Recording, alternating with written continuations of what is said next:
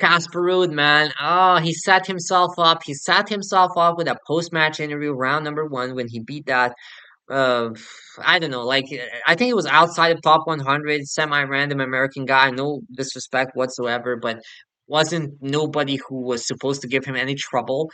And he beat him in four tight sets. And then he did the classic. I heard that so many times when the athlete is kind of insecure, kind of annoyed by the media, kind of, not feeling good about everything, kind of getting some hate. And he did that typical, you don't understand tennis. Only 5% of the tennis community, the journalists or the fans or whatever, understand tennis. And I heard that so many times. And it just screams weakness because I think Casper Ruud was this universally beloved guy. Like, name me one Casper Ruud hater from 2021, 2022. Was super nice, nothing bad about him, overachiever, decent looking guy, nothing bad about him. And now people saw his results, saw his three finals, saw his ranking, and now see the current results, and now he's getting hate. And that's kind of unfortunate for him. I think it would be better for his career and overall. Well, yeah, overall for his career, it would have been better if he would never reach. Maybe if he would have reached one final.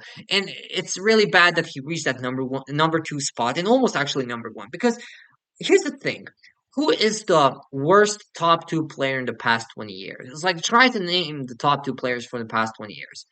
And Casper Ruud is easily, I mean, easily the worst. And people will always remember that. People will always see that number two next to Casper Ruud. And like highest ranked number two. How is this guy number two? How is this guy number five? Like people will always see that, and that's kind of unfortunate for him because it's funny how surely the tennis community, if you add up their takes, it's usually correct because if you would, have a take on how would Casper Ruud's career pan out in 2021. So you see Casper Ruud in 2021. What would Casper Ruud do in the next 5, 10, 15 years?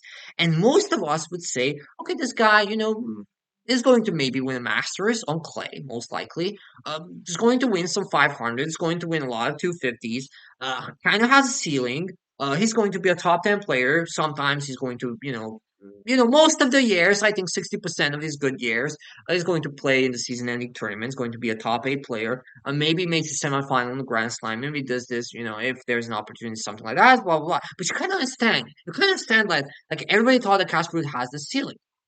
So what happened in 2022 is that the ATP tour completely fell apart. Novak wasn't there because of the COVID thing. Wimbledon, no points awarded in Wimbledon. Russian banned, Medvedev out of form, and of course he was banned in Wimbledon.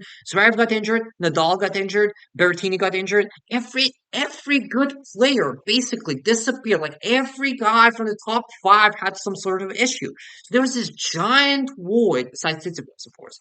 There was this giant void of number one, number two, number three, basically, and somebody had to step up.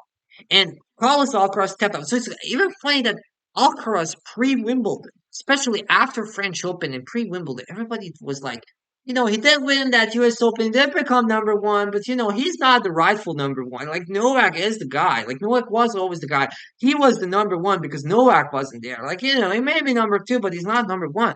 After Wimbledon, those takes kind of disappeared. But like even Alcaraz, a generational talent, had those takes. So when people see the number two next to Casper Ruud's name, there's like, what? This guy's number two? And it comes from, I think, from fandom of the elite players of either Novak or Nadal or Alcaraz. Because you see a draw. And it's like, let's say you're a Novak fan. Like, okay, Novak is number one, Alcaraz is number two, Medvedev is number three, and Casper Ruud is number four. Who do they want to face in the semifinal? Like, not even 99, like 100% of Novak fans, Novak coaches, and Novak himself would prefer to face Casper Ruud. If you're an Alcaraz fan, and yes, he's a devastatingly good matchup against Daniil Medvedev, but I think that even Alcaraz fans would prefer to see Casper Ruud over Daniil Medvedev because Casper Ruud might even not make the semifinal. So it's like that's when the hate starts because you see this guy is like always number four, always number two.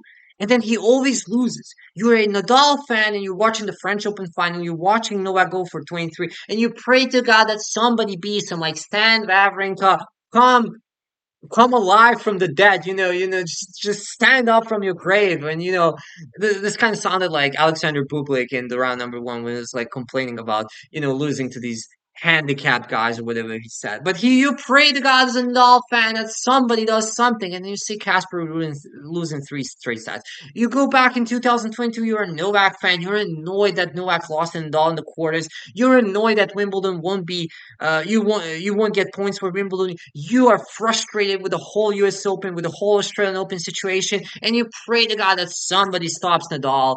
And then Casper Ruud wins 6 games against Nadal in the final. So that's where I think hate comes from, because you see the guy who has that beautiful ranking, number two, number three, number four, and you see the guy who does absolutely nothing against your favorite guy's biggest rival. So I think that's why there's a lot of like you know fans who are openly hating.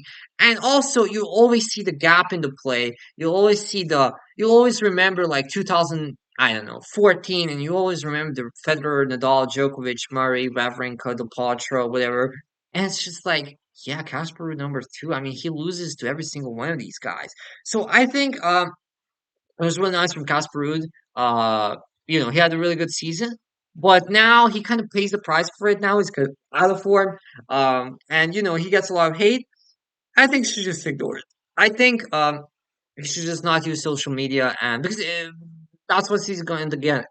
Well, that sounded fucking weird. That's what he's going to see only, because he's just an easy target right now. He's just an easy target right now. It's kind of like jinxing himself and trying to talk about like he didn't understand tennis, and then everybody that thought he was going to fail ended up being right, and then kind of like everybody ended up understanding tennis. So I'm talking about the second round of the U.S. Open. So I'm just kind of like talking random shit here. I should end the video right here, right now. So let me know in the comment section what you think about the whole Casper Ruud situation.